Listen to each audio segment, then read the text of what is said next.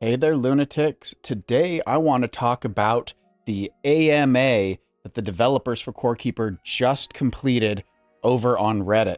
Now, for those who are unaware, the people who were part of this AMA was Frederick Pranter. He's the game director and CEO of Pugstorm. There's also Sven Thol, the lead producer, Herman Appelgren, the lead tech, and Alexander Ma, the gameplay lead. This whole AMA lasted for, I want to say, about 3 hours or so, and they went over a bunch of fun stuff. They didn't just talk about corekeeper, they talked a little bit about Kiora, just saying that they didn't really have anything to say about Kiora. And they talked a little bit about what they liked, things they didn't like, stuff going on in their world, and as well as inspirations and things like that for gaming and development, as well as just art and personal time. But I want to focus on the things that they talked about that are specifically relating to corekeeper. So just to get it out of the way, the very first thing that I asked, which is the question that everyone has been asking for months, are there any plans to add cross-platform play to this game at any point? Sven replied to me and said that no, they do not have plans for crossplay. They do not have plans for cross-platform. They are not going to be adding cross-platform at all to this game. There's always a chance it may change someday in the future, but they do not currently expect that to change. There are a bunch of technical reasons why they can't do cross-platform, and so it is not currently on the table. I really hope this answers a burning question for a lot of people. Cross-platform is not coming. Stop asking for it. All right. Moving on, there was a question where they was asked, are there plans for a Switch 2 upgrade? And Frederick replied with just this GIF, which isn't moving from the screenshot, but it's just a GIF of a baseball player raising his eyebrows multiple times. Obviously, this is a non-answer sort of answer and doesn't really officially say anything. However, we kind of got a hint in the delay message that was released a while back saying that they were planning to make a Switch or two, and that one is one of the reasons why things were delayed. And that kind of hints at the fact that there's a Switch 2 upgrade coming in the 1.2 update. And then Frederick replies with this little coy non-answer. And that just sort of makes me feel like any time that Frederick is going to use this GIF, he's confirming that the thing that is being asked about is coming in the 1.2 update or maybe shortly after. He just doesn't want to officially say it. And the reason why I suspect this isn't just because of this Switch 2 comment, but because he also says it again when it's asked, will there be mounts in the game? So I think we can safely say mounts are coming in the 1.2 update. I wouldn't expect a lot of mounts, maybe somewhere between 1 and 3 different types of mounts. Don't go thinking, oh man, we're going to get like 20 new types of mount creatures and there's going to be all sorts of customization options. That's not corekeeper's kind of style. It's not the way Pugstorm does things. They start small and they build from there. So I would expect only a couple of mounts at most. He also makes the exact same face again, or at least Alexander uses it this time when there is a question that is asked, are there plans for any legendary magic weapons? I think it's pretty safe to say we're going to see a legendary magic weapon in the next update. And again, Frederick does it one more time when I asked, will the mystery of the creature inside Nimruza be revealed in the next update? So I think that this kind of proves that we are getting something in 1.2 that's going to expand the story of the alien that's in Nimruza. And continuing on, Sven makes a very similar post when someone asked, are there any crops that are going to be automated in the future? Yeah, I think we can safely say, once again, in the 1.2 update, we are getting crop automation. Can't confirm this for sure, but taking their sly responses as confirmation is what I'm choosing to do here. Let's move on from the obvious stuff that's definitely coming in the next update to other things that they talked about. The question was asked, if any, what is your favorite idea for corekeeper that just had to be scrapped or couldn't be added for whatever reason? And Frederick responded with saying that they had lots of ideas that just didn't fit. His personal favorite was a scrapped base defense. You had to protect your base and the core from enemies. And as you dug deeper, enemy spawn frequency and aggressivity would increase. They really wanted it to work, but I guess it just wasn't as fun as they hoped it would be, so they canceled it. But who knows, maybe they'll add it back in someday if they can figure out a way to make it work well. We had this question that was asked, are there any plans on making hard mode more than just stat increases? And Frederick responded to this one saying that that is something that they would definitely want to do. However, they aren't sure when it's going to happen. So I've actually had some conversations with the devs about this myself, and I definitely know it's on their radar, and it is something that they are planning. I don't expect it in 1.2. I don't expect it in 1.3. It'll come eventually, but don't count on it being anytime soon. Then this question was asked regarding Corekeeper modding. Are there any plans to improve the game's modding support? And Herman replied with, yes, they are actively working on improving mod support. Obviously, they can't share any details now, but there will be more news on that in the not too distant future. Honestly, I think we're going to get some major improvements to mod support in the 1.2 update, possibly even more in the 1.3 and so on, as adding more mod support has been a high priority for them.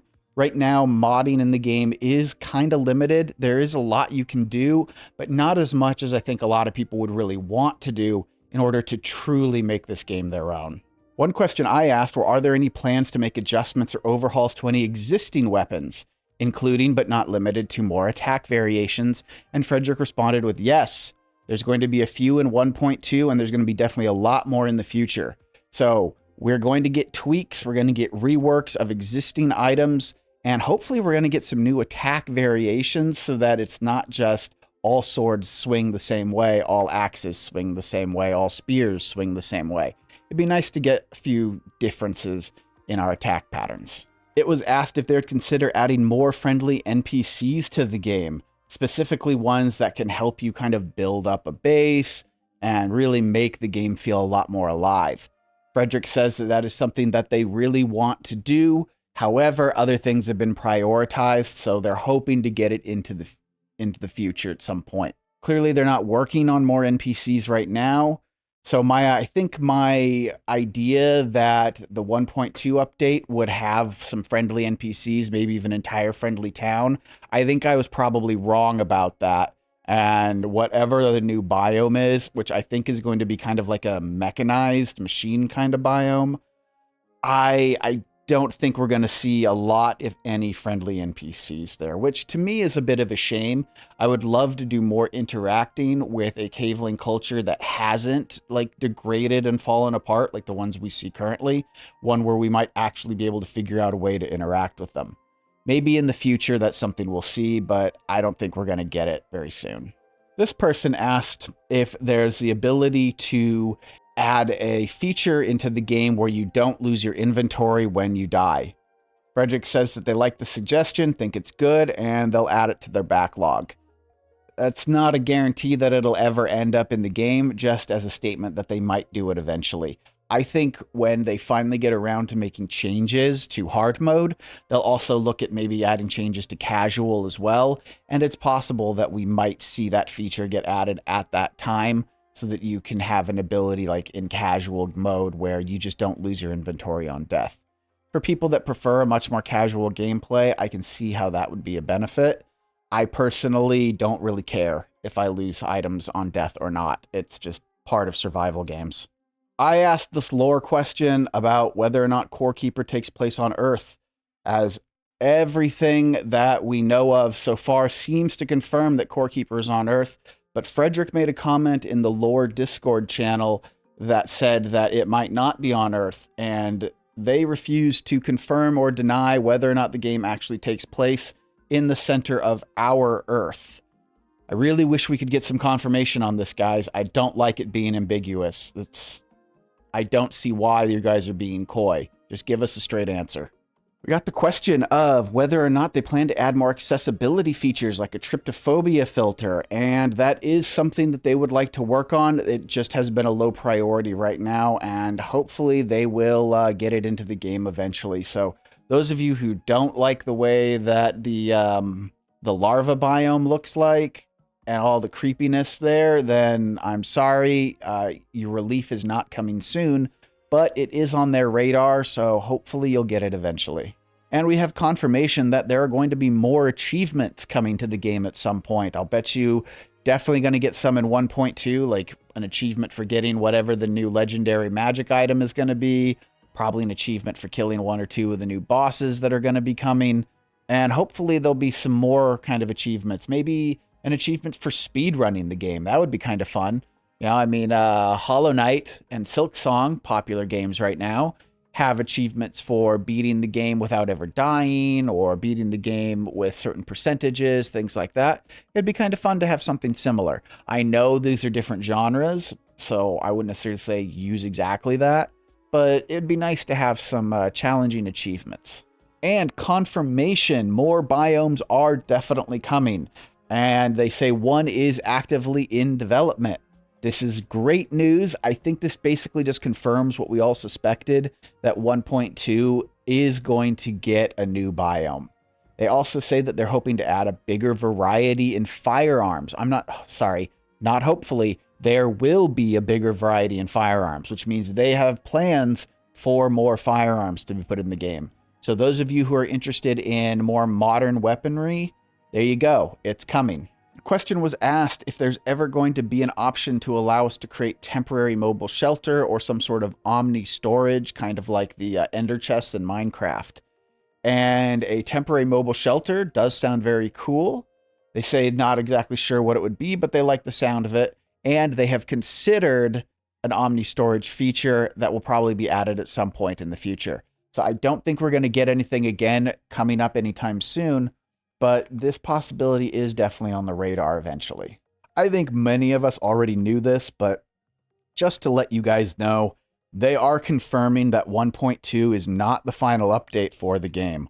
There will be more development and more time spent building up the game and making it bigger and better beyond 1.2.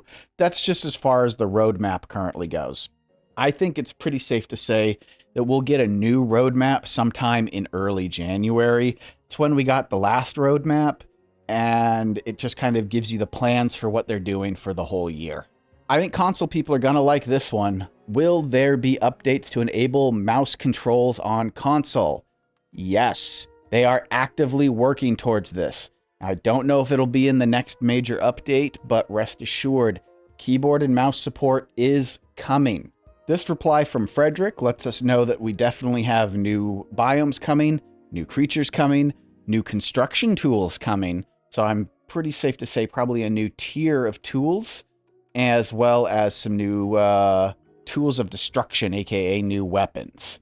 So more stuff, lots more stuff. Just confirmation of generic things we already knew. We're going to get new tools. We're going to get new weapons. We're going to get new creatures, new biomes. All sorts of stuff is coming. This is all being actively developed right now. And Alexander here has talked about how they're planning to expand explosives. In fact, he even says keep an eye out for special new weapons and abilities specifically related to the explosives playstyle. I can't wait to find out how they're expanding explosives. It is the newest skill in the game, and as such, it is the one part of the game with the fewest materials around it. There's not a lot of gear. There's not a lot of different types of explosives. You can't currently level up explosive items other than mortars. So if you wanted a grenade at level 19, you really can't do that. You have to switch to something else like a void bomb or something. Are they planning to add more pets to the game? The answer is yes. There are more pets planned. Now, Frederick said that he would love to do a dragon and a dino pet, but he did not confirm that dragon or dino pets were coming, just that they are pets that they'd love to do. I also didn't take a screenshot of it, but another comment actually mentioned how they are planning to add axolotl at some point in the game, as that is a pet that they all want to see added. However, there is no confirmation as to when we should expect to see an axolotl pet, just that it is very high on their priority of pets to add into the game. This one might be a little disappointing for people that enjoy summoning. They've asked, are there any plans to add summonings that are based on themes or around bosses in the game? And no, there's nothing specifically related to that. However, they have talked about making changes to summoning. I wouldn't expect there to be much of a change to summoning in the 1.2 update, maybe even not in the 1.3 update. I think the best we can hope for is maybe 1 or 2 new tomes and a new set of gear or two. We might not even get that much for summoning. We might get nothing. So be prepared for some disappointment on the summoning front right now, but that doesn't mean things won't change in the future. This person asked if they're ever planning to do a paid expansion. I want to let you guys know for sure that right now they are not planning to ever do DLC. They want to keep Core Keeper updates completely free. That's their philosophy. It always has been. And they are just reiterating this fact to let us know that we shouldn't have to expect to pay more for the game. Whether or not they ever do eventually add a paid expansion, I think that would only be if there's something that they really, really want to add and they just don't have the finances to do it. Which right now, based on the popularity of Core Keeper and the anticipation on Kiora, I don't think finances are going to be a big problem for them for a while. So we should expect our Core Keeper updates to stay free for the foreseeable future, probably forever. And a lot of people have asked me, are there plans to add Android or iOS ports? And the answer right now is no, but they aren't ruling it out someday.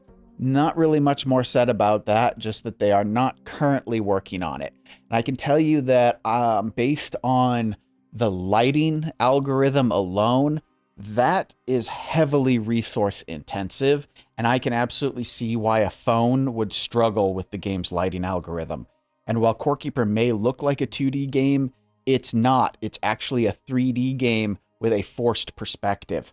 So it often looks like it's a 2D game, but there's a lot of stuff going on in the background of this game, and they barely made it run on the Switch. I think that they are still going to struggle to put it on a phone. Question was asked if they want to add split-screen multiplayer, and the answer is they really, really want to. They're just running into technical issues right now. So at the moment, there are no plans to officially add split-screen multiplayer to the game. However, they definitely want to add it. There's another comment that was left that I didn't take a screenshot of where Frederick also went into it, talking about how it's something that he really, really wants to see. There's just a lot of technical problems right now. So hopefully they figure out a way to make it work and make it look good, and that they could benefit people who are playing co-op in the same location. But right now, don't expect it anytime soon, if ever. So this question asks about whether or not they want to add ultra-wide support for monitors. And while that has been something that they have looked at, currently they do not have plans to add ultra-wide support.